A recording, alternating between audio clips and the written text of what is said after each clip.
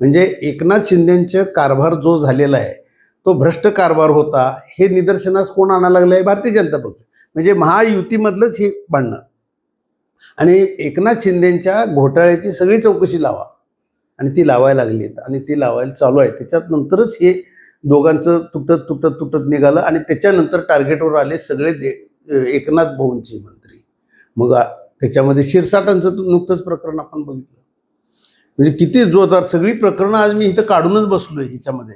मग रोहित पवार हे पुढे आहेत. रोहित पवारांनी काही तानाजी सावंत यांचं पण आरोग्य घोटाळ्यातलं काढलं. त्याच्यानंतर शिरसाटांचं 5,000 कोटीचं घोटाळ्याचं पण काढलं. पण ह्याच्या मागं भारतीय जनता पक्ष आहे का? काढतायत ते. मग देवाभाऊ कुठं खुलासा करतायत का? नाही, असं काही घडलेलं नाही, असंही नाही आहे. एकनाथ शिंदेच्या घोटाळ्याला ती स्थगिती देतात ना, त्या निविदा काढल्या त्याला.